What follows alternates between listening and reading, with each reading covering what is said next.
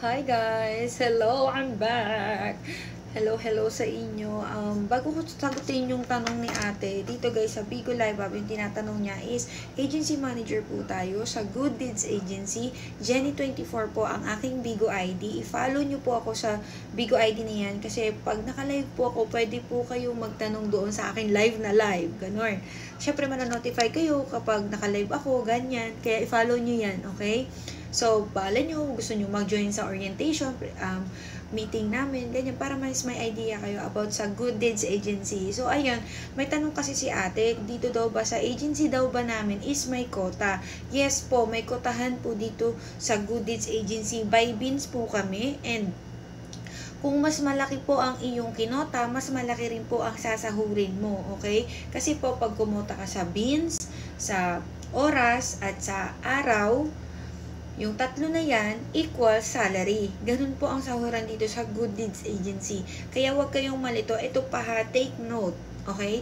Mas malaki po yung quota na ma-hit nyo na beans dito sa Bigo is mas malaki po ang magiging sahod nyo. Siyempre, gusto natin yung malaki yung sahod. Uy, alam nyo ba, nagpapakota ako ha, kahit juntis tayo, ayun, nanaba na nga tayo. Eto, pakita ko sa inyo yung live data ko ha. Pakita ko sa inyo yung live data ko. Punta tayo sa Bigo ko, syempre. Ayan, punta tayo sa creator. Creator, wait lang ha. Yan, naglo-load. Tapos, live data. Pakita ko sa inyo, B. Tapos, wait lang, mali. Ito, live data. Tapos, live data. Ayan. Ayan, o, diba? Ayan po. Katulad yan, okay? Meron akong, days. Meron akong 6 days. Wait lang, meron akong 6 days. Hours. And 1,122 na beans, okay? 6 days pa lang ako nagla-live. Ang kailangan kasi dito is, kailangan sa hours, kailangan 40 hours ka pataas, okay? Number 2 na requirements, kailangan naman sa days, kailangan 15 days ka. 15 days yun ha, pataas. Tapos yung beans naman, marami ditong kotahan ng beans. May 3K, may 6K, 14, 18, marami ba? Better na mag-ask kayo sa agency manager nyo kung saan kayong agency belong. Kunyari, dito ka sa amin nag-apply. Isisend agad sa'yo kung ano yung salary table na ma-hit mo doon. May salary table po tayo na nandun na lahat kung magkano yung sasahurin po, kung anong quota beans ang ma-hit mo. Ganun siya, okay?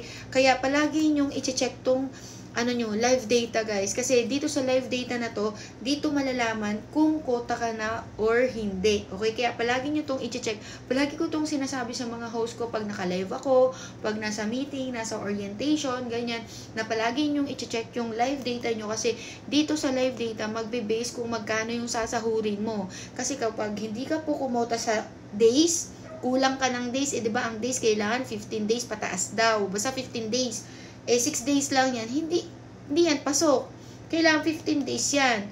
Yung hours mo naman, 12 hours pa lang ako, so hindi ako sasahod kasi 12 hours pa lang eh. Diba? Kaya ang kailangan doon is 40 hours. 40 hours pataas, mas okay, basta may 40 hours ka dyan. Sa quota, depende naman kung magkano yung quota na na-hit mo. So, ayun siya. Quotahan po by beans dito sa Good Deeds Agency. And kung gusto mo pa talagang ma-explain ko sa'yo ng mas marami pang example and tips dito guys sa paano magpakota. Marami akong tips guys. I-share ko na rin sa iyo ang aking YouTube channel kasi po nagko-content po tayo sa YouTube.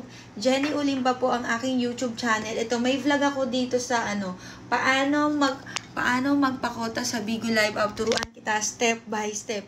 Ayan, meron na siyang 49,000 na nanood doon. Kaya manood ka na doon kasi ang dami ng yumaman doon, B. So ayun, mag-subscribe ka na rin ha. Marami akong tips doon. So, ito gusto ko lang tong i-clear dito sa aking mini video para doon sa mga short video lang ng gustong manood. Kaya i-follow mo na ako dito sa TikTok ko, sa FB ko, para pag nag-chat ka sa akin, alam mo yung main FB ko kung gusto mo mag-apply dito sa pagbibigo. So, ayun lang. Good luck. PM mo ako kung gusto mo mag-apply ha. Bye-bye!